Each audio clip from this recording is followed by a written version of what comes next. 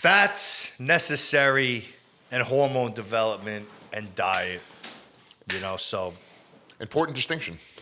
just thoughts out loud is this. I see a lot of times on diets, fat is addressed too high, in my opinion, than what's required I agree. for fat loss, all right? Like I've seen 50, 70, 80, 90, I've seen 90, under 90 grams, but the caloric intake is just astronomical. So now the rule of thumb with you and I have so much experience with testosterone replacement, being on steroids, whatever, that rule kind of gets thrown out the window, okay? But you still need some fats.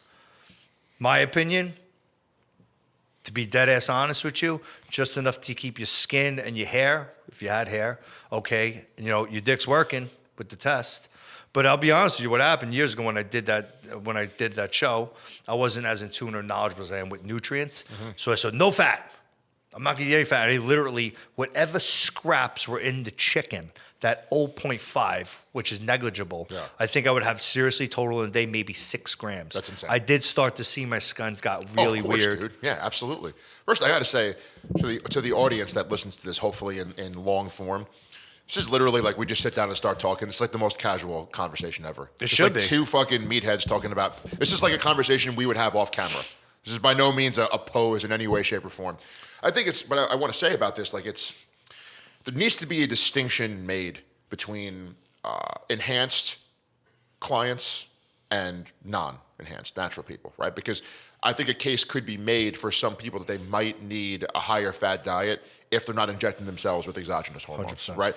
Obviously, you're going to need more fat if you have to actually produce testosterone, whereas if you're injecting it or whatever, you don't need as much. And that's going to allow you to realistically use carbohydrates as your primary energy source, right?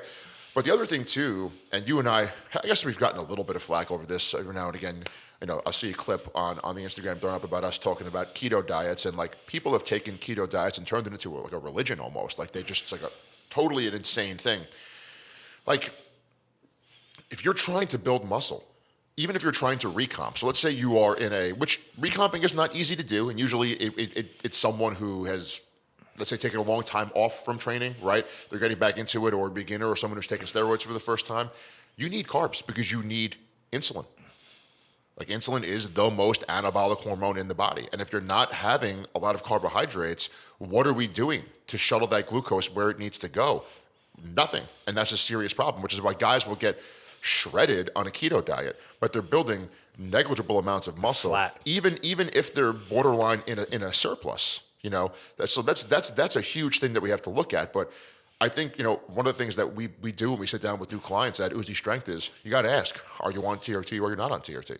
Because that's going to dictate how much fat I'm going to put in the diet. But to your point, I mean I agree almost universally, and we always say if we want to be the best at something, study what the best are doing, right? So when it comes to building muscle and losing fat, you look at what bodybuilders are doing. And then you could also say, okay, well, Eric, there's a difference. Guys, there's natural and there's not natural. Okay, so let's look at both and let's focus on what they both do instead of focusing on what the differences are, right? Because we could come up with some commonalities that work for everybody. None of them are following a keto diet. None of them. None to a person. Zero. They are not. And if they are, it's because they're very close to a show. And by the way, they're going to refeed before the show anyway because they have to be full. Okay. And let's face it, they're probably behind on their diet. They're probably behind. They're not where they need to be, and their coaches like, we got to get some fucking weight off you. But I believe for most athletes, for bodybuilders, the primary fuel source should be carbohydrates. And I think that the high fat diet trend, because I think about myself, I'm 38, you're 10 years older than me. I've been training for 23 years in some way, shape, or form. I've seen that fitness pendulum swing. Yep. High intensity, no volume, high volume, we're going to do like the Mediterranean diet. It's balanced to all carbs to no carbs. You've had an extra 10 years of that fucking insanity to at a certain point when you see the trend coming, you're like, oh, I lived through this 7 years ago. Yep. Like what works actually has not changed. Yep. It has not changed. So yeah, I mean, for what we do with our clients with the carb cycling diet, it's small to moderate amounts of fat. Real simple. That's what works. And it's just what you need for cellular function and realistically to possibly help satiate you a little bit more. But you and I both know that lean protein is extremely satiating. And if you're eating 40, 50 grams of protein from chicken breast, you're going to be full. You know, some of our clients talk about how they're losing weight and they can't get the meals in. They're too full. Fucking music to my ears. Why? Because they're eating a fuck ton of protein, okay, a moderate amount of carbohydrates, and a minimal amount of fat. I don't see any fucking need to reinvent the wheel. And another thing I'll say, do you not understand, well, you understand, the average person, like how much fat is in a serving size of something? In other words, like if you have 3 tablespoons of peanut butter, that's like, that could be over half of your fat intake for the day, dude. Definitive, bro. Yeah. Definitely. Yeah. That's why, like, what I really do, like rule of thumb, when I before I knew all this shit, I would cut out all nut butter. Of course. I would cut out whole eggs, just put as calories from fat. Now, dude, you stack up 4. People think, oh, I only eat whole eggs, bro. That's 20-something grams of fat. Yeah. Right there, bro. Yeah, I know the fucking nutrient value and all that other stuff. Don't worry about it. What's the goal? You want to get shredded, and you'll put them back in. Because someone mentioned that one time. They're like, no whole eggs? I was like, the goal right now is to get lean. You're not going to live on no whole eggs forever. Yeah. I go, but we got to get those calories down, right? Minimize the fat intake, bro. Yeah. You have to. It's on top of that. You know, I don't like to say stuff like this because people will take it to an insane conclusion. But there are supplements for a reason, right? If you're taking a multivitamin, you're taking an omega-3 supplement, you might not even really need the fat from the whole egg, the nutrients in the fat. Let's just be totally honest here. Now, you shouldn't depend on supplements, but we have to understand, as a friend of mine once said, I used to work with this kid, you'll love this. He was a competitive bodybuilder. He had a good physique. He just like decided I didn't want to do it anymore. And we were working at GNC together. And this really stuck out in my head. Kid came in and was flexing, oh, I'm natural. I'm a natural bodybuilder. And my friend looked him in the face and said, there ain't nothing natural about bodybuilding, bro. And the kid was like, thought we were just messing around. Everyone should do steroids. He's like, your body does not want to look like this.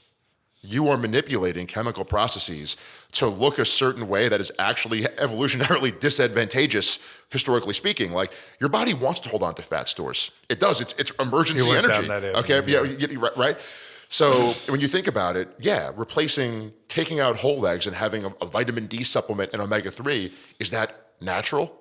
No, but what you're doing is already not natural anyway, bro. Was he clearly on anabolic steroids? This kid was not. My friend was, 100%. Oh, I mean, absolutely great physique, okay?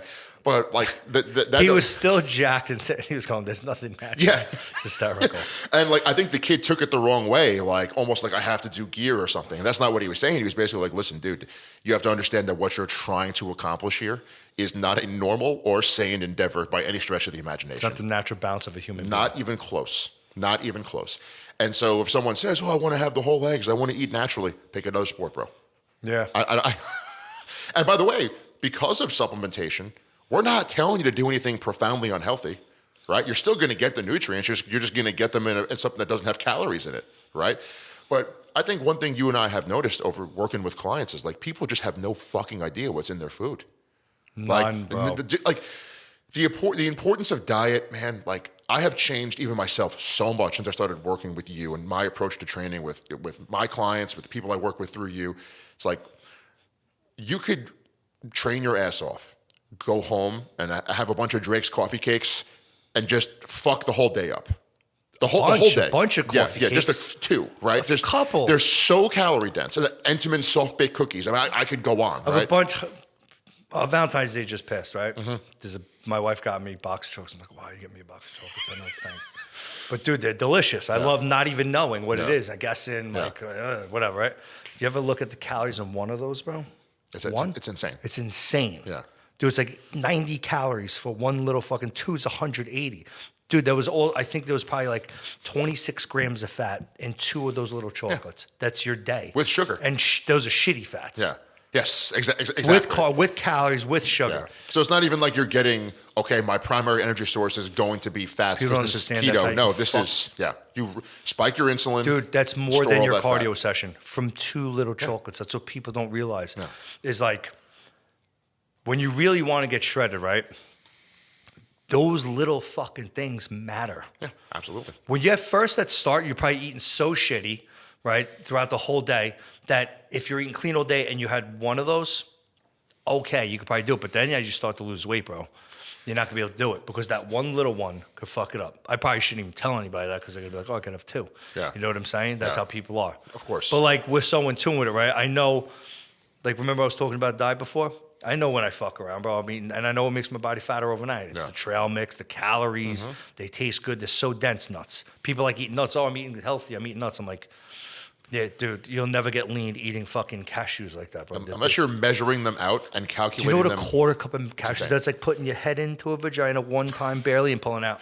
It's when you look at like almonds are a similar thing. Like when you get those like delicious like the wasabi flavored almonds, you could just crush them by the fucking handful. Crush, bro. And then you eat a whole canister, and you look at the canister, it's like 1,000 calories, and it's like a little miniature thing. You're like, what the fuck did I do? It's like 2 Zyn cans, right? 2 Zyn canisters, basically like 1,000 It's calories. nothing. Yeah, It's nothing. Yeah, it's You crazy. know, it's a give and take. Like I was just having this conversation the other day with that kid Rob, yesterday, that I was telling you about. I was like, yo, when I was in construction, when I didn't have this knowledge that I have deep about macronutrients and ratios and how many calories, I just knew it worked. I got lean, but I burned so many fucking calories all day. My pre-workout meal, ready? I knew that I minimized my carbs and to only have carbs at certain points. I kept it about 150 for the day, which is low.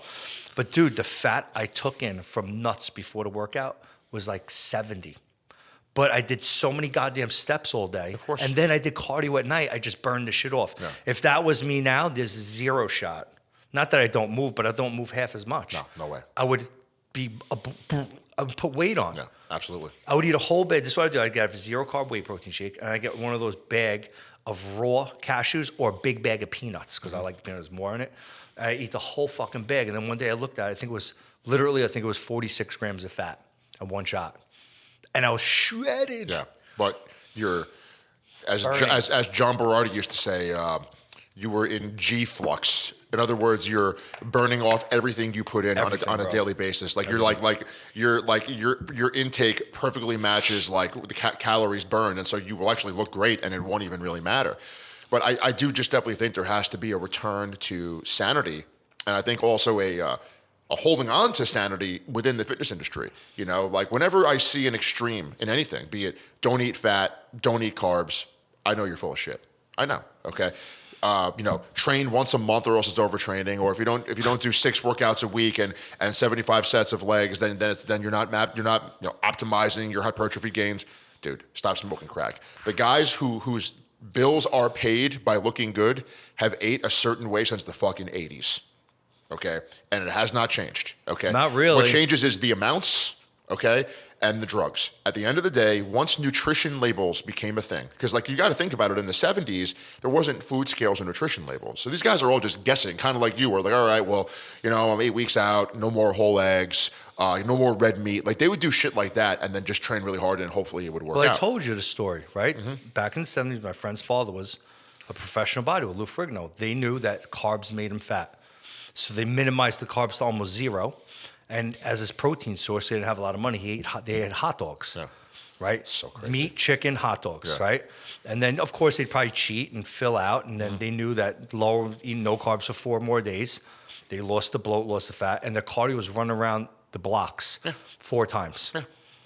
That was their cardio. Once nutrition labels became a thing, starting really in the 80s, people started to really look at what they were eating. Like I always say, we've had this a million times. If you want to know if something works, look at what Physiques looked like at the highest level after it was introduced, right? So anabolic steroids get introduced, just D-ball, late 50s, we see a change in Physiques, right? We see aromatase inhibitors kind of introduced probably at some point in the late 70s. Okay, we see Physiques change a little bit because now guys can take big doses of testosterone, right? We see parabolin, trenbolone enter the market probably around that time into the 80s. We see Physiques change, all right? We see nutrition labels become standard. We see guys get way more shredded, okay? And pretty much consistently, you will see that the Physiques at the highest level stay the same until an exact stimulus is introduced. Lee Haney won the Mr. Olympia fucking 8 times in a row with about the same physique. And a great physique, a physique that I would come out like, dude. Most people would love to look like that. That's about as big as you could be without looking like a total freak. That's a true. He would be a classic physique winner every single fucking monster, year. Yeah. Okay, he's Chris Bumstead in the '80s, no question about it. Right? Now, what happens in the '90s? Right, Dorian Yates beats. Oh, I'm sorry. Lee Haney retires. Dorian Yates wins his first Olympia. The next year, he gains 25 pounds of stage weight. Tremendous, Okay, bro. well, that's the introduction of insulin and growth hormone. Insulin. All right, that's it. Okay. And then once guys started experimenting with that, because he was probably relatively conservative because it was new, hard to get. We've spoken a lot about cadaver growth hormone. It wasn't being artificially manufactured. So there was a real scarcity issue. Once the scarcity issue was addressed and some people fucking died and they realized, okay, that's too much insulin. What do we see? Well, we get Ronnie Coleman. And then from Ronnie Coleman, you get Big Ramy, right? But it's all the same shit. Okay, whenever there's a new paradigm, okay, you want to see if it works, look at what happens with Physiques on the highest level. That's it, all right? So in terms of diet, you read about Dorian Yates, he's been very open. He basically said, my fats and protein were the same year-round. Unless, of course, you gain a massive amount of muscle. I'm sure when he was stage weight 230, he ate less protein than when he was stage weight 255, right? But that's not even that much extra calories, all things considered, right? His white rice is what changed. Just like we said with the master on approach, which I have not tried yet, but just putting that out there, the vertical diet, the carbohydrates are what change according to your goals, right? That's it. That's really it. Yeah, it's so simple. I mean, dude, we even now noticing, like not knowing what we know now. I knew like with the carbohydrate fluctuations, like how my body responds, how much bigger and fuller. And my body changes dramatically fast. I don't know if you have the same like. Oh, for sure. You've seen, dude. I could be really skinny and flat one day, then all of a sudden, like I just cheat a little bit, or I purposely carb up with more rice, or I cheat with pancakes, whatever. I look like a different person next day. It's unbelievable. The arms my arms were one of the biggest things. My legs never change ever. They're just always big. But like it's like my weaker body part. Just like my arms. That's exactly what I noticed. For me, it's chest explode. and arms. Yeah. I go, holy shit, when I start to call big, veiny, full, and then when they get flat, they look like I don't even work out. You know? I'm the same way. And the reason why this kind of pisses me off, honestly, and I was saying, before we started recording, like I think about bodybuilding, but also like all sports. I think this is kind of an important thing to realize. Some of my clients were like bitching behind my back. Guys, I found out, our exercise programs don't change enough, right? And I think at the end of the day in athletics, you could have novelty or you could have whatever greatness you're capable of achieving, right? Like changing your physique is ultimately doing some variation of the same thing for a very long period of time. Okay? Like you can't change exercises for a lot of people too quickly because maybe they're not coordinated enough. So now we go from a leg press to a front squat. They may only be able to add an appreciable amount of weight on there to induce hypertrophy at week 3 or 4, and then you change it. So now they're learning a new exercise, right? And they might be able to push that front squat up for 10 or 12 weeks, okay? Like I'm an advanced lifter, you're an advanced lifter. We're both doing fairly aggressive, progressive overload training programs. I've done rack pulls every week for the past 11 weeks, and the weight goes up. This is how you measure progress. Yes. I think what they want to change it for because it's fun. Yes. So you have to ask them, did you sign up for a program for fucking results or for fun? These are two totally different things. And then you think about other sports, though. Like I was reading, I was listening to an interview, I should say, with Brett Favre, right? Former Packers quarterback, whatever. And he didn't miss a game for like 19 years, which is unheard of in the NFL. I thought to myself, how many times did Brett Favre drill a 5, 3, and 7-step drop? I mean, it's got to be, I mean, like... Thousands upon thousands. Okay. He didn't seek novelty for the sake of novelty. He knew to go to the Pro Bowl and to win millions of dollars and to win world championships. I have to go out there with my coach every day and I have to do a 3-step drop, 5-step drop, 7-step drop. With any sport, you know how many times you swing a baseball bat to perfect That was the exact analogy I used. The mechanics. Yes. Yeah. You swing. You don't go, I feel like going lefty today. Let me just try lefty because it's fun and it's different. Yeah. You know what I'm saying? Yeah. Oh, I enjoyed it. Yeah. To perfect it, you have to repeat the same process over and over. Exactly. And there's also only so many exercises. Like when you have written, dude, I have written thousands. I don't want to cut you off, but people can be like, oh, repeating the same thing is insanity. No, the variables of repetitions change or intensifiers like drop sets or rest pause sets. But to get the technique down, the proficiency and efficiency of the movement, okay, just like swinging a bat. Okay, you're swinging a bat, but now you have to put your weight back more on your front foot. You got to keep it more closed. You got to push more with your hand. But I mean, there's little tweaks, and it takes time over time. Just because you think you're perfect at something, even at week 6, no fucking way. Yeah. No shot. Exactly. Not to mention, the definition of insanity is doing the same thing over and over again. Expecting.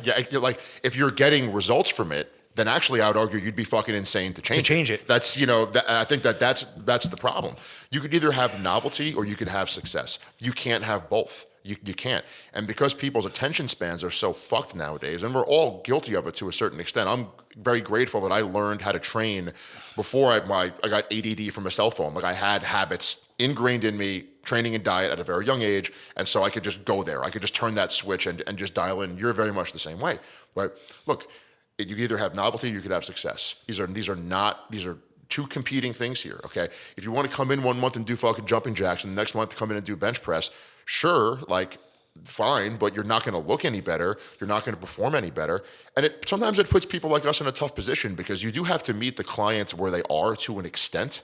But then by the same token, is it like, do I take your money and consciously know that you're going to look like shit forever? No. And then eventually you're going to fire me because you didn't get results, right? So you're in this position where you have to be strict on the rule of, do you want absolutely. results, trust the process, results. Absolutely. And every sport is repetition. I mean, like track and field. How many times did Usain Bolt drill the starting position? You have to explain to them. Explain it to how many times? Okay. How many times? Dude, that's an extraordinarily repetitive sport, running 100 meters.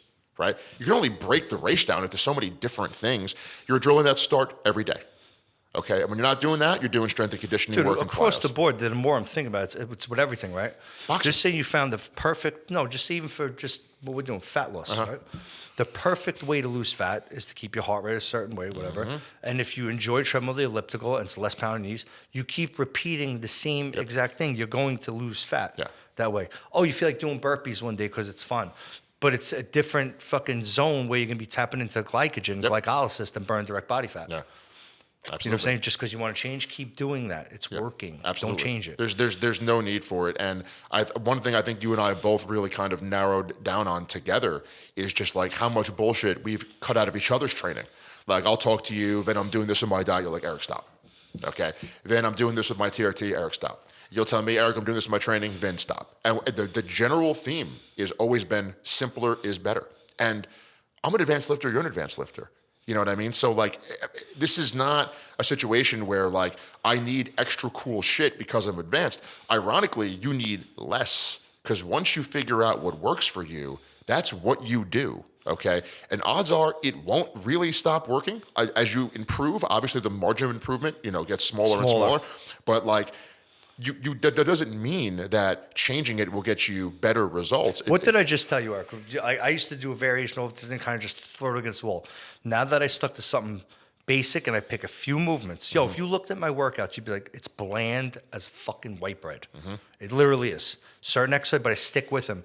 And me telling you, my strength has been getting dramatically increasing every week. Yeah. You have to stick with the same thing to keep doing it to get better. Absolutely. There's no other way to look at it. And that's the one. Bodybuilding and, powerlifting, whatever, they're a little bit different than other sports insofar as maybe there's less athleticism being rewarded or whatever. But the general philosophy of it is the same, which is you show up and you practice. Okay. And that's really practice is diet and it is nutrition and sleep. It's a whole lifestyle. And as the longer you practice that, the better you will get. You don't understand, like, there's a ton of movements out there, right? Like, I like all lifting weights, but like there are certain ones I really favor, and those that are big, like I just want to do those anyway. Yes. Like rack pulls and heavy T-bar rows. It's awesome. I don't want to do a single arm fucking little Fanoiki pull down. I want to lift fucking weights, and those yield the best result, but I want to keep repeating the same ones. Of course. You know what I'm saying? Because you've surmised that it works for you. And on top of that, if you enjoy doing something, you will get better results at it. Like, I remember watching that Vince McMahon Netflix documentary, which is its own. We could probably have a conversation about that for an hour because I think the steroid stuff is interesting and how it affects his brain, and no one's ever spoken about it. But they were talking about Vince's work ethic. And they're like, how does Vince work so hard? And I think it was like Hulk Hogan was like, it's not work to him. Like, he loves pro wrestling. He loves the business of pro wrestling. Like, this is almost a hobby that he gets paid to do. Like, he would do this for free. He enjoys it that much. Yes. Yeah. So, like, when it comes to... He's also good at it. Yes. Well, then those two things work together because when you find something you're good at, even if you don't like it originally, when you start to get more status and success... Love it more. Then you're going to love it, and then it becomes part of who you are. But that's also central. Like getting ripped. Yeah, of course. Yeah. When you start to see the change, you're going to enjoy it even more. Yep. You have to get to then you're like, yo, I like doing it because my body's changing. And then it becomes central to your identity. Now you're the ripped guy amongst your fat friends, and now you're the man. And that's the way that it works, right? But the other thing I would say is there's only so many fucking exercises. If you really, like I said before, I've written thousands of programs, dude, honestly, over the years. If you really break down movements, like, okay, you've got a horizontal press, a vertical press. Okay, within those we have dumbbells, incline, standing, seated. Okay, yes, we could throw in machines, but it's the same plane of motion. Okay, we have a split squat or lunge pattern. We could hold a different implement on our back, goblet, in our whatever. Okay, elevate one foot, or it's still the same fucking movement by and large. We have a squat pattern. Okay, box squat, front squat, back squat.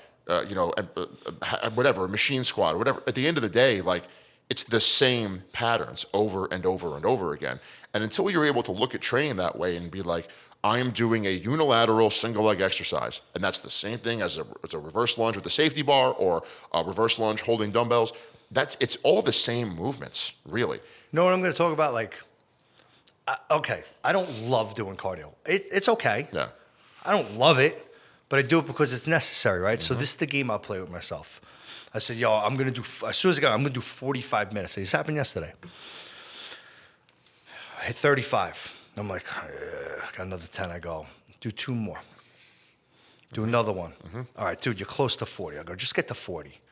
I go to 41. As much as I want to get off, and I'm like, this fucking sucks, I think of the end results that every minute I do more. Yep, absolutely. That's exactly what drives my feet going forward. Yeah. I think of the end result that I've been shredded before. I go, if you get off now, you're not going to get there. I swear, this is my motivator. I go, 1 more minute. 1 more minute. Don't be a pussy. 1 more minute. Yeah. Hit the 45, and then I'll start doing that with 50. Yeah. You know, I say 50 when I get on, and then at minute 32, I'm like, yo, fuck this. Yeah. 1 minute, 1 minute, 1 minute. That worked for me for years. And then I really want to get off. I go, think about the shorts on the beach. You think have a goal. Put that You there. know, Dorian Yates used to say this. You write down your goals, or you tell somebody else your goals. You make a deal with yourself. And he's like, are you going to be a pussy? Are you going to give up on yourself? Or are you going to go get it done, right? Ultimately, you're giving up on yourself. And it's funny, the cardio question's interesting because I find there's 2 different types of people that hate cardio. Lazy people, but they hate training anyway, okay? And intense people, like me and you, that want to train, and cardio is so long and boring. And I actually love doing cardio now. I never thought I'd hear myself say that because I don't consider it training. I get on an elliptical. I don't let my heart rate get over 120, 125. I put on a show. I zone out. Zone out. I don't view it as proactive. It's not a technical exercise where you have to be, So tuned in. lined up. You have to just turn your fucking brain off. And even though I guess you could say it's training, I'm not doing the same thing mentally on an elliptical. But some people approach it that way and they're like, wow, I'm getting burnt out. Like, dude, view it as relaxation time. Like, put on a show you always wanted to watch, okay? Bring your fucking kid in the room with you, have them run around, okay? Whatever it is, it is actually downtime. Should not be tapping into like an adrenaline dump You're situation. supposed to be on half cruise control getting that sweat. Yeah. That's what burns body fat. You ever see fat guys that get on a treadmill, they start fucking sprinting like they're in Olympic gold? Yeah. I'm like, yo, that is the absolute wrong thing to do besides destroying your knees and shit. Yeah. I go, you're not burning. They can't get over that. They think sweat, heart rate, I'm burning. I know it works for me. Yeah, but that's not the best way. No. You'll get skinnier walking. They can't get their fucking head around that. It drives me crazy. It's also a degree of kind of like self-punishment. Like, there's a little bit of, I mean, let's just be honest. There's some self-hatred going on there, and they're kind of punishing themselves. And that's fucking weird and creepy, but it is absolutely true. And at the end of the day, like, you don't have, suffering is necessary for success in life. But your suffering should, for the most part, be a 7 out of 10. I'm not going to lie. One time it was real late, right? And I was driving by Synergy. I saw Zane on the treadmill at Synergy with a cosmic brownie on a fishing pole on his back. He's got to do what he's got to chasing do. the cosmic brownie. He's got to do what he's got to do to get results. Okay. It was yesterday. Get a cosmic brownie. Just that's and it. He's just running after the cosmic He has brownie. got a backpack behind him, and it's on a just over. fishing pole. And he's reaching for it. I mean, that's insane. But but there is some truth to it. You have to just accept that it's going to be a long journey. And that's the other thing. Like, if you were to ask a fat person, this happens a lot. When are you done training? Well, they'll say, oh, when I get to a certain weight or something, right? If I were to ask you, when are you done training? You'd be like, when I'm dead.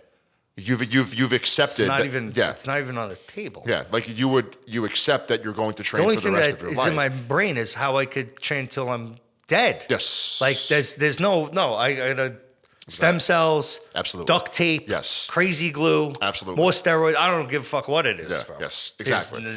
So that's the thing. Like, we've accepted that it's a lifelong journey. So when it's a lifelong journey, you're not like in a rush, let's say, to get there. You know what I mean? Because you know what's going to happen anyway. And also, you've achieved enough success to know that you're capable of it. I never even thought of that. Yeah. They rush to get to that point to get in shape to maybe not train anymore. It's not how this works. Because I never even looked at it like that. Let's put it this way. You and I cannot imagine our lives without training, right? Dude, we can't. It's impossible. Okay, you may very well choose death over that. Let's just be Very close. Yeah, it's If right it wasn't for my kids being around, Same way. I would choose the ground. Yeah, under it. Yes, I completely agree. Okay, these people can't imagine a life with training. Think about that, right? They've never trained, so for them, it's like, I'm going to do this. What do you do then? Model airplanes? Lots of porn? Hey, lots of porn isn't a bad one. Oh my God, I'm doing this again. But if you think about it, they have a different relationship with it. Okay, for us, the journey is the goal, really. You know what I mean? At some point, your goal is just to keep walking down that path for as long as possible, right? And when you've accomplished a couple different training goals in your life, you have the confidence to know that you'll get where you want to go because you've done it before and you understand how it works and you figure it out. When you don't have that confidence, you work way too hard. And when you work way too hard, you burn out. And that's true of even advanced lifters. I've had plenty of guys here at Uzi Strength that I'm like, bro, you're training too hard. I can appreciate what you're trying to do.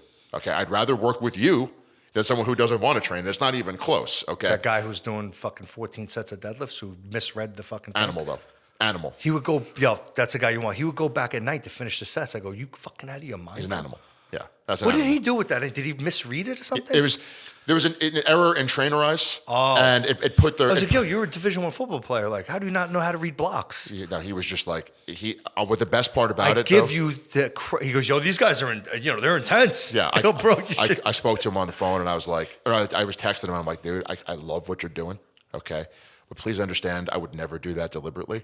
So, just let me know if there's an error in there. He was doing 14 sets of threes. Yeah, it's nuts. He goes, yo, I'm deadlifting for hours. I go, hold on a second. I go, why? But here's the thing. That's a guy who trusts the process, though, right? He trusted it. That's a guy who we got him such good results that after a couple months, he's like, all right, you want me to go out in the street and kill the first person I see? All right, I'll do it. I swear, bro, first 5 minutes, he was like, bro, I feel amazing. I lost 16, 17 pounds. I don't even feel like I'm dieting. And that's the goal. And I think we should kind of focus on that because a harsh realization, I think, for the two of us, we should talk about this. We should make a shirt like the Uzi Strength 1% or something like that, like some rip on Bernie Sanders or something, because there's a truth to the matter in that, again, you surround yourself with killers and you realize not everyone's a killer. You don't know where everyone's coming from. A lot of people, like, they just don't know anything about food. They had poor education as a kid about it. They developed unhealthy habits. Like, it is very possible to lose a considerable amount of weight without that much pain and suffering. Yeah. The pain and suffering will mostly be psychological because you might feel like you're depriving yourself of something you love. It might affect your relationships with people who are overweight, who don't care about their health. But if you're eating the right foods, it is really easy to not suffer. Now, obviously, the leaner you get, the more challenging it becomes. And if you want to get the single-digit body fat, you're going to have to suffer, okay? But most guys that we work with would settle for 12 or 15%, right? Oh, yeah. And we're talking about a real 12, not like what people think their body fat is, like actual, like that actually looks pretty good. You and I are fucking crazy. I walk most around people. 12%. I'm like, I hate myself. Morbidly obese. Yes, you're like, you can't even like showering with the lights off. Yeah, it's fucking... Sweetie, turn the lights off. I don't want you to see me tonight. Yeah, I Literally, mean, yeah. We're fucking crazy. But it is eminently possible, especially when you consider, like, think of it this way. We were just having this discussion about like your in-laws not eating that much food, right? And the guy's still an animal. He's still a big dude for his age. Like, we're not just switching you to less calories if you come work with us. We're switching you to, yes, less calories, but more nutrients, right? If Overall. you're eating empty calories all day long, feeding like your you're not body. going to feel well. But if we add in some vegetables, we get your supplementation on the right path, and we give you just better quality food, like you're actually going to have more energy on that deficit than you did in a surplus. off It's subject, not even close. Speaking of, I'm just thinking about my father-in-law, right? Like, his neck is like, he's 75, bro. Some Slavic DNA, bro. The back of his neck and his neck, they used to call him pencil neck, but it didn't get skinny as it goes. Like, his fucking neck muscles are like this, bro. He looks like a juggernaut. Yeah, it's fucking awesome. His arms are still thick and shit, and he's 75. Your kids are going to be total units, bro. You understand that, right? I told you, my wife's the strongest female. Well, she's like, has her dad's body. She's fucking retardedly strong for a female. Not even for a female. I think she's stronger than a lot of men. Really? To be I believe you. Yeah. Dude, she moved a pot. I have a palm tree here. I might have told you a story, right? She goes, she picked it up, walked upstairs, moved it like fucking, I don't know, 50 feet. Not that it was retardedly heavy, bro. 100%. A lot of men can't pick it up. I believe that. I went, holy shit, you picked this up and carried it? I was fucking very impressed. Dude, when we were younger, right, when I used to be 230 pounds, she used to put me on her back and give me a piggy buck across the beach. That's a strong person. That's the Slavic DNA, bro. That's the Eastern European And she women. was skinnier. Strong. Yeah. No, it's no joke. Yeah, dude. It does not surprise me.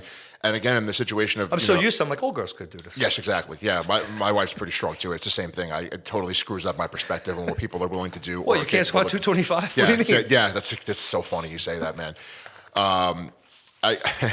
But there's definitely an element of this guy in question, who's one of our best clients, is eating just more nutritious foods, And on top of that, there's always an unconscious element.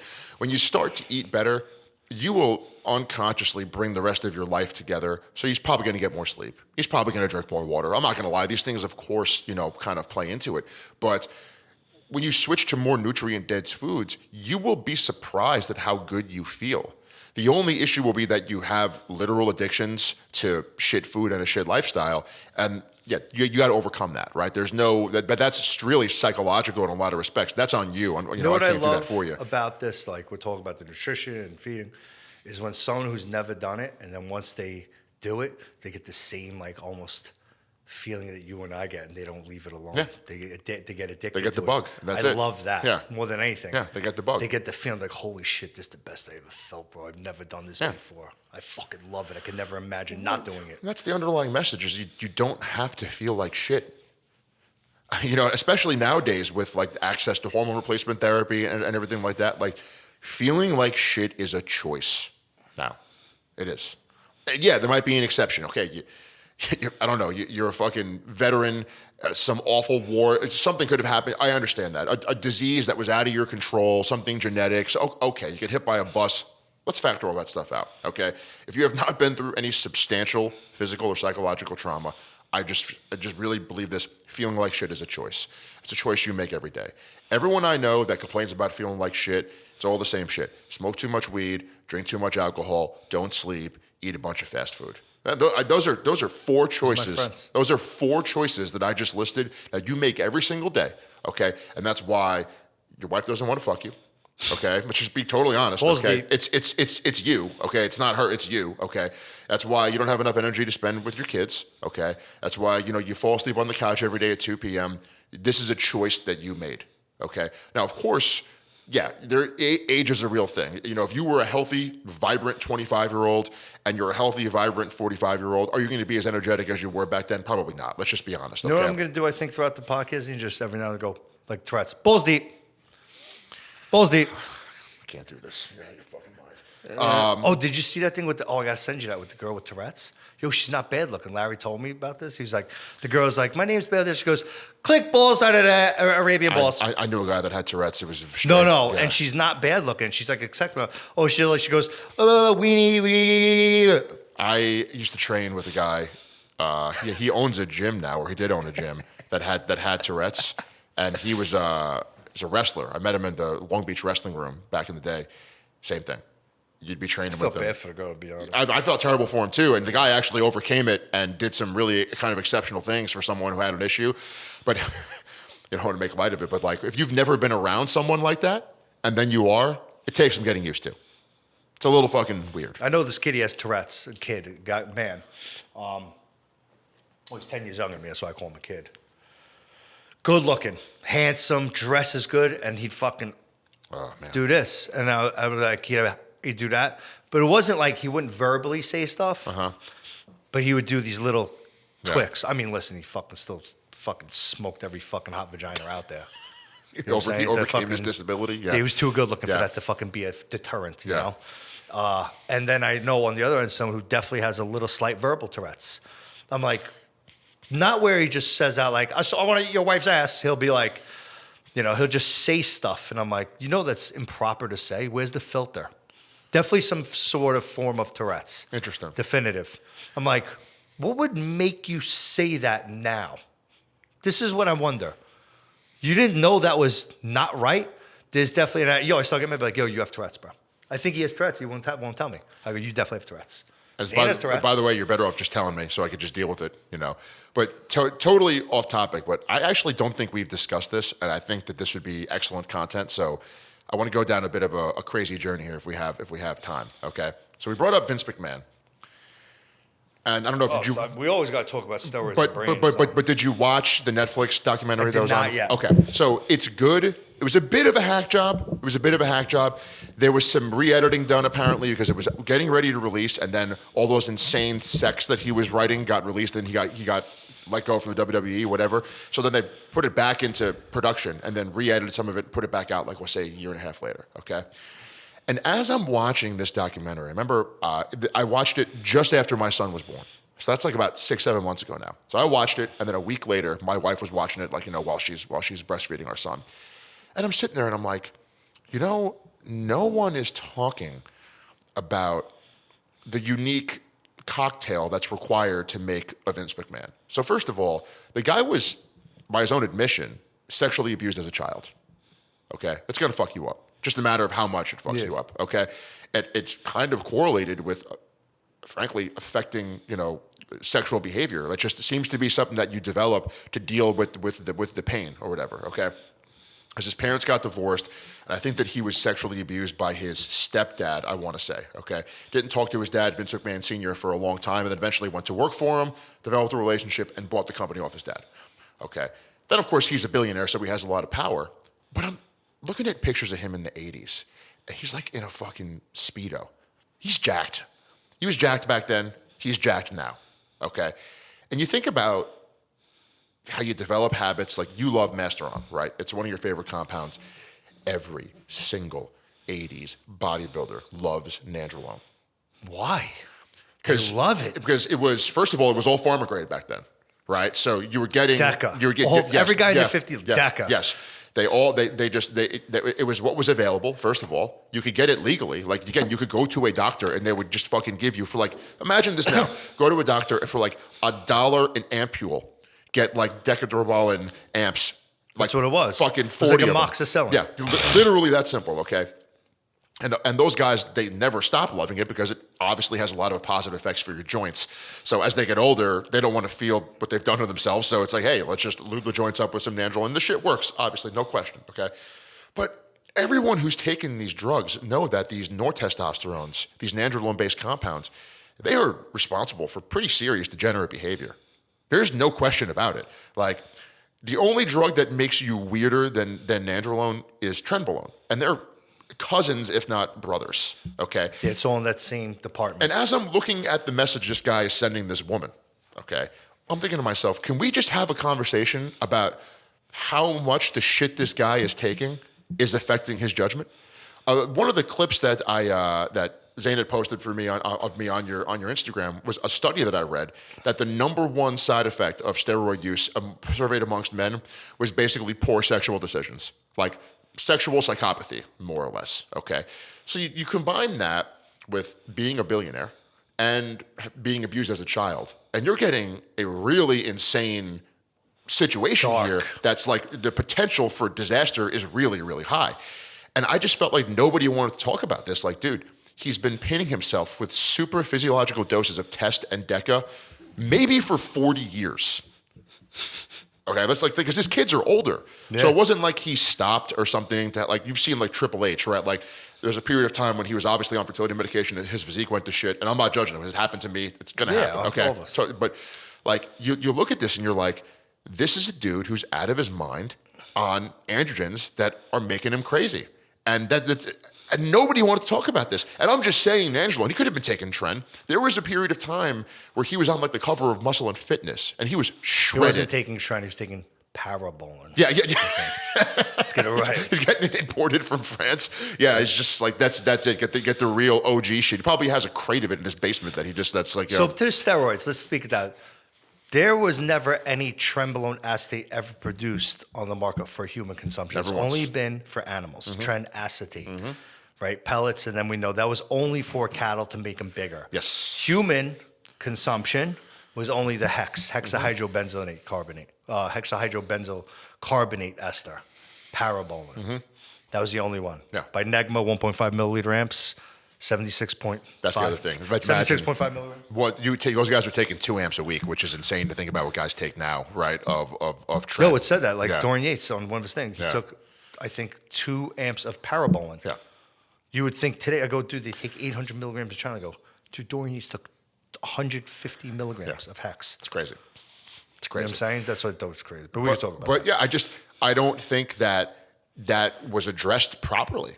Like, because everybody wanted to throw the guy under the bus just because, listen, he did do some weird shit, okay? Obviously, okay? Now, let's just be honest. Like, do I think the woman that was doing it with him knew what she was getting up to? Absolutely, okay? And he hasn't worn a wedding ring for some time. Now, he hasn't been publicly divorced, probably because he doesn't want to divvy his assets up in half, although Linda McMahon was key in making. Linda McMahon was not just a trophy wife. Okay, she helped grow that company, so she would be well deserving to get a lot of stuff from that. I mean, she handled the business development side, and Vince McMahon handled the creative side. That was how the company was apparently structured for a very, very long time. But the point is, like, this behavior is obviously being amplified by something. Okay, and I just think that discussion kind of needs to be had. I mean, look, we all get affected by drugs differently. And, you know, we had a friendly debate a few weeks ago, got posted, I think 2 weeks ago, about like the pornography question, right? And I don't want to get too much in the weeds there, except to say that, like, I know that, like, an almost unhealthy libido boost is my number one bad side effect. It's especially bad, obviously, if you're married, from taking a lot of drugs. I just know it's always been that way for me, right? And so that's something I'm very keenly aware of. And so when I see guys who are taking a lot of drugs, It's a great side effect. What the fuck are you talking about? man, no, it's just, you know, I need to feel like I'm in control of myself. Look at my calluses. Got back to when I was in fucking construction. I should have never told you that it bothered me, because it's never going to stop. Anything that core goes down that lane, I just want to run with the ball. But it's like you think of it, and it's like but when you notice it in yourself, what happens? That you notice it in other people. Like you said before, like, you're on a low-fat diet and your skin starts going to shit. Now, if you see someone who's dieting and you see how much fat are you eating, you'll know immediately, right? And so it was the first thing I thought, because when I was still competing in powerlifting, every single one of us would take Tren for a competition. It would minimum 4 weeks, sometimes 8 or 10 weeks of Tren. Bro, guys started getting up to some weird shit. Okay, guys that were not that weird. I mean, like, I really don't think. There's 2 camps of people here. There are people that, like, I think like us, that have used it and are honest, and there are people that are in denial about the effects of this drug. And there's maybe a 0.05% that doesn't get the side effects, and they're like, "What are you talking about?" Okay, but a huge amount of the guys that are in denial are people that just don't want to admit that it's crazy, and that they're crazy and it's not good for them. I saw a dude to get up to some really weird shit. That's what it must have been then, because I remember there was a period of time. I used to take a Ziploc sandwich bag and put Vaseline in it, fucking in between 2 mattresses. Just vile. That's just it had vile. to be the I don't even believe that that's true, if I'm being honest Zane? with you. I'm impressed that you come up with these hideous analogies on the spot. I forgot what it's called. You do that in prison. It's called like a something toddy. They wedge your fucking. Yeah, no thanks. But yeah, this shit affects you. And 100%. obviously it affected him. Okay. And then also at a certain point, you've been doing the drugs for so long, there's got to be some, like, borderline permanent, you know, neurochemical change that takes place made him there. crazy. Yeah, where, like, you just get, like, a bizarre, unhealthy I gotta stimuli. watch it, see how bizarre and off his fucking sexual acts Dude, are. but here's the thing. He can't even hide it. Like, literally, there's a point in the documentary where they're like, "Who is Vince McMahon?" And he's like, "Well, I'm a businessman. My brain's always in 2 places. And one part of me is always thinking about sex." This is what he's This saying? is what he said with the camera. He Like, went fucking bananas. He lost his mind. He lost his fucking mind, okay? Obviously, the sexual abuse is a big factor. Obviously, people being afraid to say no to you is a big factor. But come on, man. But why my brain's going towards is probably years and years of nandrolone. Yeah. Years. Yeah. Because listen, let's be real. Like, just say Masteron. I love Masteron. It doesn't twist your brain like that. Like, you just get super horny. It amps up something that's already there. Yeah. It's a different animal. Where nandrolone makes you do fucking deranged shit. Yeah. And again, people ask us, what are the safest compounds to take in our experience? I'm almost always going to refer to testosterone or DHT-based compounds because that's naturally in your body anyway. Okay, so you could expect more of who you already are when you take something that's naturally in your body. When you introduce something that's not naturally in your body, at least not to an appreciable extent, you're going to see pretty significant behavior changes, right? And I would just say time over time, every time I know someone who's taken nandrolone or really any one of the kind of cousin compounds of it, I see it fundamentally change their personality. Check drops is a nandrolone-based drug. They are, but a lot of times you're not using them for a long enough period of time. No, you just use it for a day. Yeah. So it's not, and especially Deca. I mean, dude, it's got a 21-day half-life. You're committed. You start taking There's that no shit. escape. Yeah, like if you're having side effects, you're fucked. Like you're gonna have to ride that shit out. 5 half-lives before it gets out of your system. Yeah, but 105 on days. that, right? That's why I'm not a fan of like Nebido 400 and these compounds. Like, that's why, like, Nebido 400. One, the feedback I get from that is it's dog shit. Okay, and two, I go, you don't. If things start to go wrong, it's over. You know what I'm saying? You can't reverse it. That's why just say for some reason you have some crazy fucking elevation of estrogen or DHT elevation, your hair starts falling out like a motherfucker, but theoretically it's not supposed to go, it's supposed to be optimal and even a slow release. You can't stop it. Where Cypionate, okay, you lose some hair, but it stops. Yeah. Or propionate, you know what I'm saying? Yeah. You can't stop it. That's one why of the worst experiences I ever had using PEDs in my life. And you and I actually have, people might not suspect this from hearing us talk, we have fairly similar personalities. Like usually if you tell me something affects you in a certain way, it's a pretty good bet that it's going to affect me in the same way, right? I'm an intense person. So whatever emotion I feel very strongly. So what does that mean? I can't have anything that makes me anxious. So I'm going to be really anxious. And I remember one off season from powerlifting, I was like, I'm going to get to 265. And so I ran a test in EQ cycle. And we're talking about like boldenone undeclinate, not the acetate version that you can get now, the shorter ester. Dude, I was out of my mind. And it wasn't even like a productive aggression. Like Trenbolone makes you insane, but it does make you very aggressive in a way that at least in the gym, you're awesome. The rest of your life is falling apart. I had such an awful reaction to this stuff. And then I remember thinking to myself, like, okay, I'm going to pull the plug. I pulled the plug, and it's like still 90 days of feeling really fucking weird. And you're just like holding on for dear life. That is a long time to be fucked up. It sucks. It's a long time, man. Like, I used to brace myself when I would go on trend for a competition. I would tell myself, I will not make any major life decisions until this drug's out of my system. That was my rule. Like, if I wanted to break up with a girlfriend, I got to wait till it's out of my system. Okay? If I want to... Not thinking normal. Yeah. If I want to start a relationship with a woman, I got to wait till it's out of my system. Someone offers me a business opportunity, I got to wait till because I knew once that shit hit, I was not a sane person. It's like a Jekyll and Hyde situation, and then I'd be like, oh my God, what did I do? Right? Now, don't get me wrong. I learned that the hard way because I made some really bad decisions like we all did when we were on trend. Like when it subsided, you're like, oh my God, bro. Yeah, literally. What am I doing? Like this is a horrible choice, right? But imagine being that chemically enhanced, running the WWE for 40 years. And almost to his credit, like he's such a high functioning person and there's so much depending on what he does every single day. I would bet to a certain extent, he's like, I'm afraid to pull the drugs out. Definitive. What would happen would be catastrophic. Yeah. It's working. Yeah. What if I stopped? I'd be terrified too. Bro, like I became half the person I was productivity-wise when I was trying to knock my wife up. Yeah. The second time I was able to brace for it and be like, all right, gonna kind of pull the reins up on some certain stuff, make sure I get my rest every night and I'm not a total mess or whatever. I'm very fortunate that it didn't. It was weird, bro. Like I did so much HEG, I almost felt the same. Dude, I got... my test wasn't astronomically high. It was weird. Like all I did was get fatter. Yeah. And like I didn't really change that much. No one knew I was off or anything. I got from HCG, and I thought that I was going insane. I got morning sickness. No way. Because that's the hormone that gives pregnant women morning sickness. And I remember waking up one morning to go to jiu-jitsu. That's why you're probably sensitive to you got really fucked up. And I remember going and I'm drilling, and it's like, I felt like I was going to puke the whole time. And so like I didn't that one day, thank God, but I didn't train hard. 'Cause I knew that I would have puked if I trained hard, right? I'm like, what the fuck is that? What did I eat yesterday? You know, I didn't do anything different. My wife's not sick. No one's sick. Next day, same thing. And I realized like probably 3 or 4 mornings a week I would vomit. No joke. Morning sickness. I had literally gave myself morning sickness just to have I look at my son and I'm like, you have no idea what I went through to get you. Like I love you. Like this I've never heard of that. I was from a mess. a man. And I looked it up. I was like, this can't be happening. And it was like, high levels of HCG in the blood are either a cause or heavily correlated with morning sickness in pregnant women. And I was joking around because my wife never got morning sickness. I was like, I got it for you.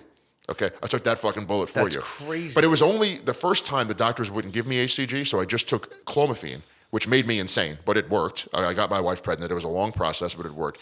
Second time, I was like, fuck this. You took just Clomid. Horrible experience. In fact, I genuinely think that my wife started to hate me, and she did not understand what I was going through until we had a nanny that was a family friend, so not some random person, someone that we trusted, that was watching our daughter during the day when she was like, say, 6 to 10 months old or something like that. And she told my wife she was taking clomiphene to try to get pregnant the first time. And she was like, it broke my mind. And I remember my wife actually came and apologized to me. There was no N-clomiphene then. No, exactly. Because people who don't know, clomiphene breaks down into N-clomiphene and zooclomiphene. N-clomiphene is what works. Zooclomiphene is what makes you insane. XU clomiphene makes you totally insane. I would have these panic attacks. I would like almost be brought to tears. And I'm like, this is not who I am. I think my wife was like, who the fuck did I marry? I mean, oh my God, what the fuck is this? She didn't understand the medication. And then once someone else explained it to her, she was like, oh shit. So the next time Didn't you know though that Clomid twists your brain?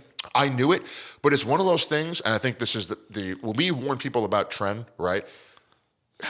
It's something you have to experience for yourself.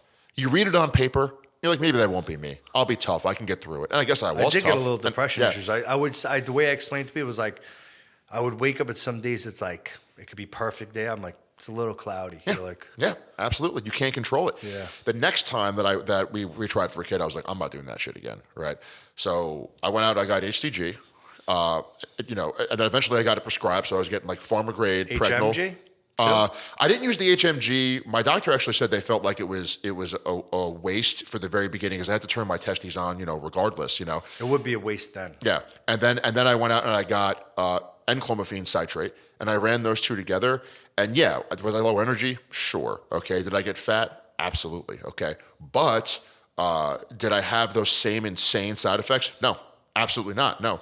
And the other thing that comes with a lot of those doses of HCG is it spikes your estrogen pretty fucking high. So you kind of have to have an aromatase inhibitor available because you might start feeling that anxiety and you gotta get rid of it. You gotta quell it. And what was always so crazy to me is I would get anxiety, like honestly, maybe 2 times a month, honestly. And I would keep anastrozole pills in my fanny pack. And I'd be like in my car going crazy. I would take it. It would kill it like relatively quickly. Like I would feel better within like an hour, hour and a half. Like the edge would almost come off. So the estrogen elevation will cause the anxiety, psychological issues. Now with equipoise, it causes anxiety. Yes. Now, from what we've just studied and learned, it's not through an estrogen elevation. Yes. Right? It's through what sort of receptor in their brain. I can't recall exactly what it is, but doesn't it have something to do with the GABA receptors? Yes, that is 100% true. Yes. Yes.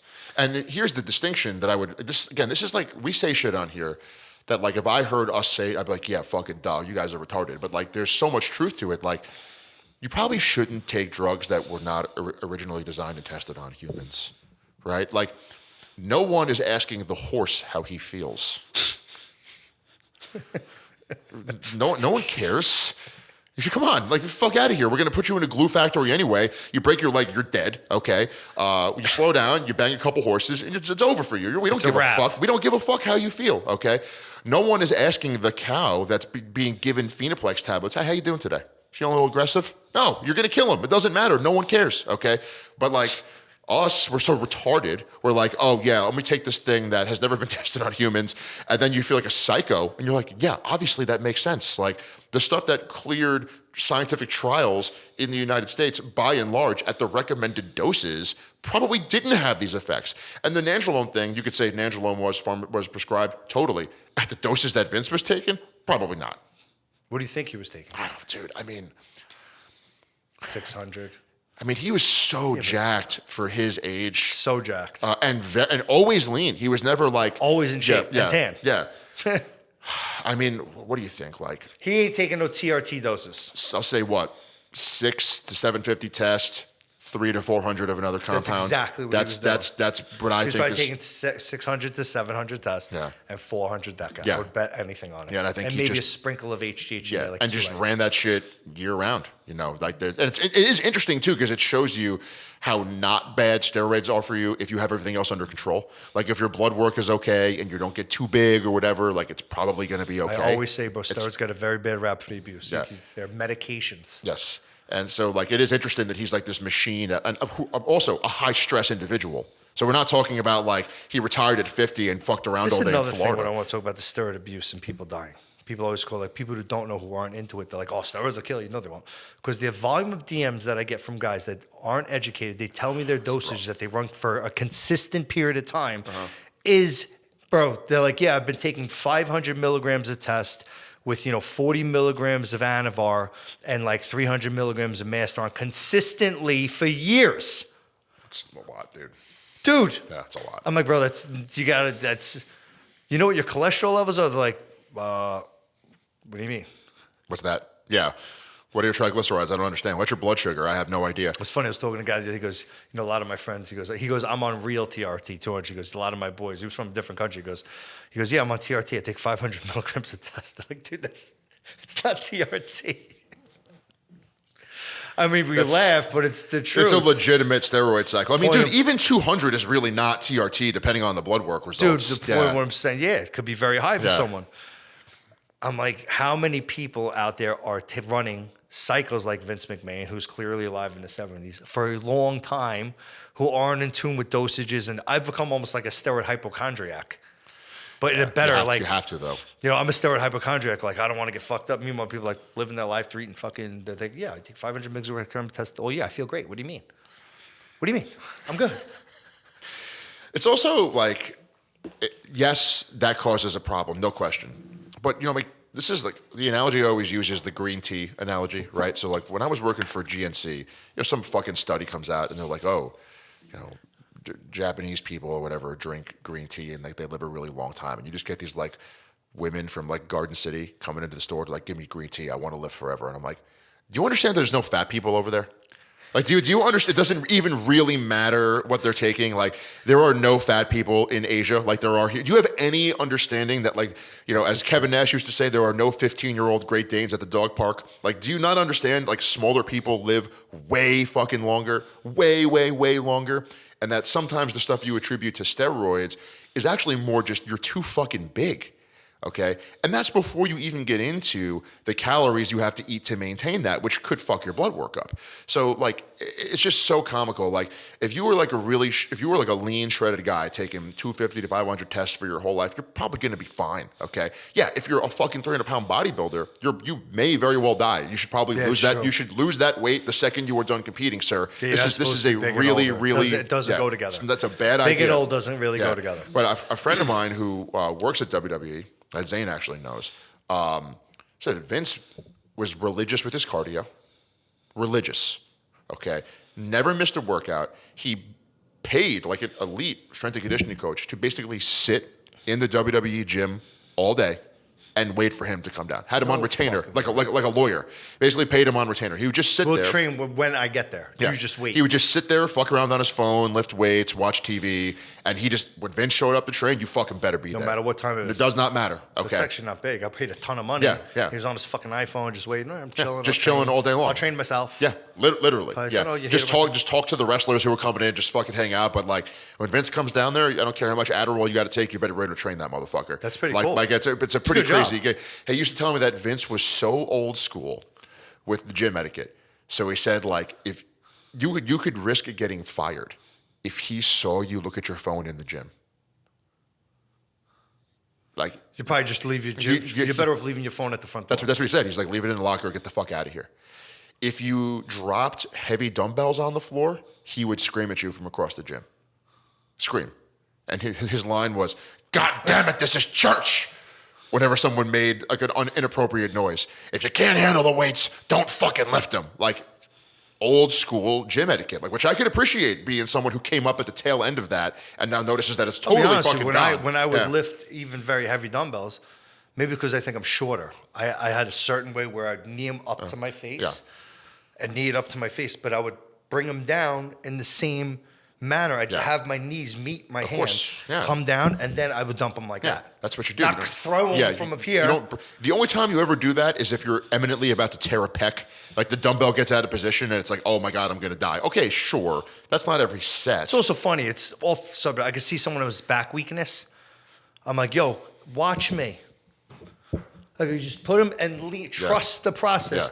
They go like, I'm like, holy they're weak shit. and they're also afraid. And they're not. That's not a technique that you could do without committing to. Right? You have to commit to it. You have to commit to it or else it's just not going to work. Like you have to just know the trust that you said that you're not going to break your face. I lean back. I'm trusting there's a bench there. Yeah. Yes. Yes. I Exactly. It myself. Exactly. But yeah, I mean, Vince was religious with his cardio. He was religious with his training. I remember seeing this interview with like Scott Hall, where they were like, how does he do it? And he'd be like, listen, he would sit at what they call the gorilla position, which is like a desk. Vince McMahon was always the last person you saw before you walked down the aisle. And he's there with the headset at a desk with every camera angle observing the whole show, okay? And he has meals brought to him every 3 hours, the whole fucking show. He's sitting there eating a sirloin steak and broccoli and mashed potatoes, or like he does not fuck around, okay? His life is bodybuilding and training. That's how you look that good and don't die when you're in your 70s, right? He's so in tune with everything. They said literally, you'd come back through the curtain, and he'd be like yelling at you for something you fucked up, and he's like literally cutting a steak. Really? Yeah, like what the fuck, pal? And like he don't miss meals. Nothing. Yeah, that's his life. That's cardio. He doesn't miss workouts. That's what he does. In the Undertaker's Last Ride documentary, which a friend of mine worked on, there's a scene where the Undertaker goes for a meeting with Vince McMahon, and he's waiting for like an hour and a half because Vince was training. He's like, I'm sorry, I got 90. Made him wait for 90 minutes because he had to go do back. Literally. You know, he didn't rush in between the sets either. Not even close. And the Undertaker was fine with it because that's what he does. Came up like, what'd you do today, boss? Hit back. All right, let's go talk. And he's like in his sweatpants or whatever, and they go and have a conversation about like probably big money and serious business, right? But like he did not fuck around. And like I agree with you. But the Undertaker was okay because he's training. I know I'm going to be here a while. Yes, exactly. Like he gets there, like probably Vince is training. When did he start? I'm going to have to wait 90 minutes. I might as well fucking go watch a movie or hang out or call people or whatever because Vince is lifting, right? So, but like, and you're right. That's a good point. He's not the kind of guy probably who's like, I got to get this 90-minute workout done in 45 minutes. No, he took his breaks. Yeah, like he rested 3 minutes between sets. Made sure it was as efficient as possible. Yeah, that's a really good point. Yeah, he's the fucking main dog. Yeah, he's the man. I'm not rushing for anyone. But I just think like he's someone who should be studied, both for like what these compounds probably did to his brain, but also how he was able to be so healthy and so high functioning for so long while clearly using anabolic steroids. Dude, he also I highly doubt he did recreational drugs. No, I highly doubt yeah. he fucking ever really drank. He might drink once, so I wasn't like drinking fucking 3 drinks 3 times a week. Doubtful. He was so fucking vain about being in shape and looking good. His life pretty much was fitness. Yeah. Except for having fucking guy shit on girls' chests and all that other literally, stuff. Yeah. That's not even Vinny being disgusting. We're talking literally that's what's being discussed in these messages. That's the fucking twist of his brain. Yeah. But his life was fitness. So on that, right, most guys who DM me aren't living like Vince McMahon. No, they're not. And doing their cardio. What they are doing is taking their drugs. The reality is maybe some are that way. And probably most aren't. They're still eating cheeseburgers and a roast beef sandwich. They feel great. They're pumped up. They're thick. They're not thinking about the mayonnaise sticking on the arteries or probably even fucking, knowing what's going on inside. That's the thing that you have to worry about, bro. And listen, most guys aren't taking 1,200 tests a week for years. That's like serious abuse. And, and in actuality, in bodybuilding, that's not even anything. That's barely cruising, But it's the abuse of shit. Serious abuse of stuff gives it. Coupled with being huge. Again, it's a chicken or the egg question, right? Are you dead because of the steroids, or are you dead because you were huge? Wolf. You see what Dennis Wolf looks like now? No. You remember Dennis Wolf? Of course, yeah. Dude, he's fucking, he probably lost like 150 pounds, and he's shredded. He looks like a fucking super CrossFit guy. He looks insane, bro. Good for him. Ripped. Yeah, good for him. But like looks great, but he knows like I'm older. Yeah. One, you can't even, dude, the food he was consuming to stay like that, it's beyond a job. Yeah. But like, dude, he also knows, bro. He's not young. He's probably in his late 50s. Yeah. He's shifted, bro, but he loves training clearly. Yeah. And he's slim, bro. He looks honestly, bro, like better like this, dude. He's fucking ripped. Yeah, it's like the Christian Boving type body as opposed to like a legitimate. I think he's smaller, bro. He's shredded. Yeah. He was one of the few high-level bodybuilders back then who was legitimately tall. Big guy. Like 6'1", 6'2", which is very tall for an open bodybuilder. People don't realize that bodybuilders are short. Yeah, like it's more possible for classic physique because, in fact, I remember Chris Bumstead would do these like weird treatments to try to like increase his height because Chris Bumstead. How tall is he? I don't know. Maybe we'll say 5'10" or whatever. But the thing is, the weight restrictions in classic physique are correlated to your height.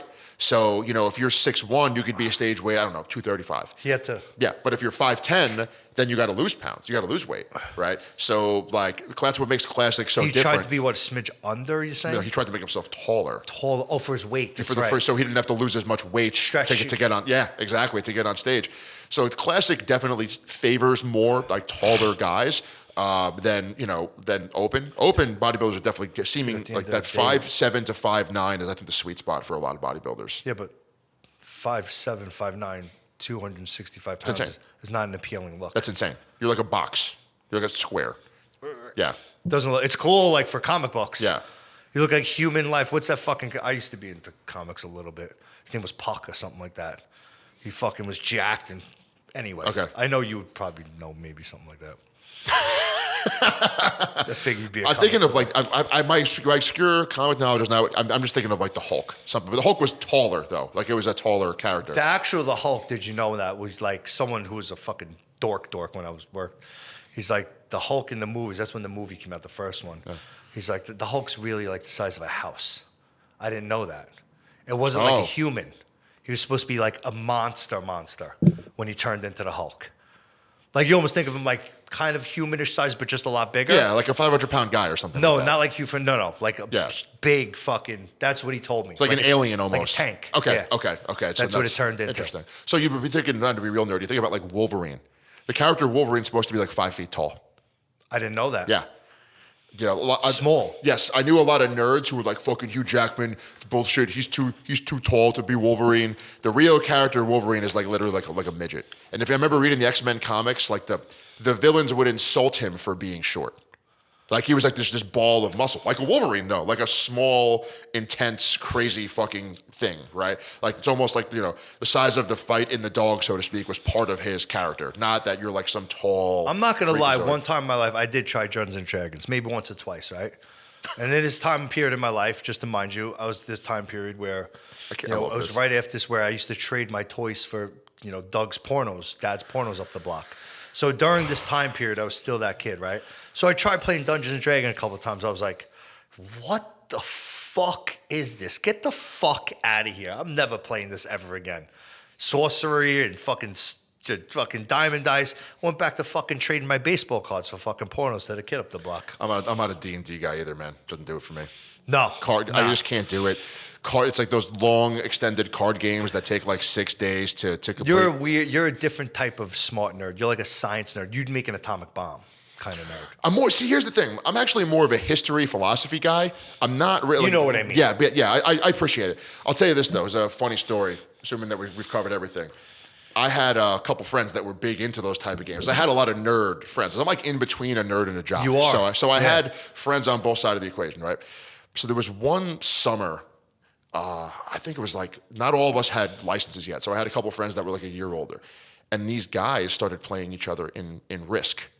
Okay? Like the fucking rolling the dice. You're trying to... it was literally an episode of Seinfeld that I was living where they couldn't finish the game in one day. No one can. And so they were insisting on leaving it at my house. This is literally an episode of Seinfeld. And they're trying to come over my house to like fuck with the pieces. Because this is before like cell phone cameras were really good. So you couldn't like take a picture and be like, this is where the board was last time. And they'd be like, hey, Eric, can I come over to your house later? And then I get a call from the other guy. Yo, man, he's going to fuck with the board, man. Don't let him. You got to lock it. And yeah, these guys, it took them like 2 weeks to finish this game. More than that, honestly. It was like, because both of them refused to leave it at the other person's house because they did not trust. That was the dark side. And that was literally an episode of Seinfeld. Like, as it was happening in front of me, I'm like, you motherfuckers are weird. Like, this is too much even for me. Like, I'll play some video games, like, breaking into my house under the cover of night to move some fucking pieces around on a You know, board. like, You got so, problems. you know, like when I was a kid, I remember I used to, this is totally off top, like growing up as a kid, dude, like I wasn't into like board games, shit like that, but like, you know, during the summers, like playing Ghosts in the Graveyard till like the sun came down. Yeah, it's awesome. And dude, I don't know if kids play that anymore. No, they don't go outside. You know what I mean? Like street games and. When I was in the Boy Scouts, we would go so much fun doing these camping trips, and there was a couple trips that were known to be great spots for manhunt, which is basically just hide and go seek for slightly older kids. And my first ever trip, I get there, and everyone's like, "All right, we're gonna pick teams for manhunt." And, you know, like one team is the team that hides. This was in what's now known as Nickerson Beach, what used to be known as Nassau Beach, right? So we used to go into those dunes, which was totally illegal, and play manhunt. So one team would like literally illegally use the cabanas for jails, okay? And then the other team would hide and you'd switch or whatever. It's a good game. And it was awesome. And I remember like getting ready to go out there, and these motherfuckers are coming out full camo, face paint, everything. They took it serious. I mean, this was like war. Like this was like my first camp trip. I'm like, oh my God, like I can't get caught. I'm gonna get fucking killed out here. Mag lights, like those heavy, like the ones that you would use to like beat a perp. Like just like it would get so violent out there. Like it would be like if you couldn't subdue the person, they were not going to the jail. No one does that shit anymore, dude. First time I ever got drunk was at Nickerson Beach. Oh, really? Yeah, they used to have, my friend used to, keep his family camper there. We used to spend like a couple nights there. And we're like, yo, you want to drink beers? I'm like, I never had a beer before. It's actually kind of a fun place. We were like, yeah, it was. Yeah. It was cool. Yeah. And I remember like 11 years old and him and I was sneaking beers and fucking. It's crazy. Yeah. That's the same friend, him and I. We used to make Molotov cocktails and throw them. Dude, I've always wanted to make a Molotov cocktail. You never did? No, I always wanted to. Dude, we were literally, I think, 12 or 13, right? Yeah. We did, yeah. Did we do it at Nickerson Beach or maybe at the high school? But we filled up fucking glass soda bottles. Rag. No, dude, we could so we were so young, easily killed yourself. Yeah. Easily, bro. And we were throwing bottles. It was washing. We were like, oh, it's fucking awesome. Throwing the. I'll tell you something really stupid that I think I'm out of ammo. So when I was like 19, I was working at a Quiznos, okay, which is long since gone out of business, right? And I would make sandwiches every day with this guy who was like late 20s. He'd made some mistakes in life, okay, covered in tattoos. He was trying to get into the Marine Corps. He's the kind of person that when he tells you not to do something, you listen as a young guy. Because like your parents tell you, you won't listen. But when a guy was like 10 years older, it's like, don't do that. So a friend of mine lived in Douglaston, just outside Douglaston Manor, all right? And this is when you're that age, when you're 18, 19, bars don't really want to let you in if you're a guy. Because you're just trouble. You're just an idiot. Okay. Right. They want to let in the girls, obviously. So like we really couldn't get in a lot of places. So we would just like go see a movie, me and my idiot friends, and just drive around, just basically looking to fuck shit up. Okay. We're driving through Douglaston Manor. He lived outside the manor. We're going through the rich area in like his fucking Hyundai Elantra or whatever. And I see like a construction site there, and there's like a Porta-Potty. So we park the car. And we, in our mind, we're like waging war against rich people, which I would totally, I'm not saying you should do this. I'm just like not understanding we're affecting the poor construction workers that are just there to do their job. So we get out and we push the fucking thing over. We run away, giggling, ha, ha, ha, ha, ha. I don't know like what we thought was going to happen, but I get a call from my friend like 3 days later. He's like, bro, the Porta-Potty's still standing. Like we expected them to just leave it on the floor. Like we lost, whatever. So they were building this driveway, kind of like, this is like the house. It was like going down and around, like under the house, right? So we went back with another guy, and we picked it up, and we overhead pressed it, and we threw it down into the driveway, and then ran away. There's probably feces everywhere. Totally, these guys are getting to work on Monday morning, like, what the fuck? We can't even take a shit today. What are we doing? We run away. Terrible. And then my buddy's like, hey, it's back again. So I'm like, all right, it's gonna blow up. We'll blow it up. So I'm trying to find like M80s and shit. I'm like, we're gonna fucking blow this thing up.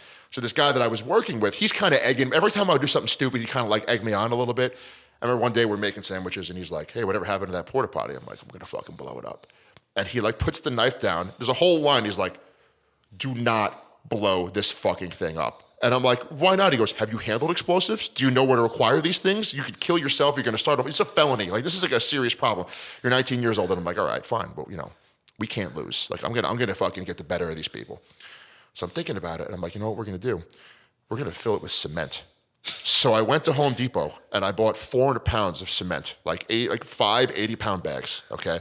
And my friend worked at a deli He just kept taking the empty pickle barrels whenever they were done. We were planning this for like a couple weeks. We filled it all. We had, gallons and gallons of water. We got a bunch of shovels. We went there under the cover of the night. We put the thing on its back, pulled the door open, filled it with cement, mixed the whole thing up until You took the time to do that? I was really retarded. And filled it up to the top and then closed it and ran away. Filled what up to the top?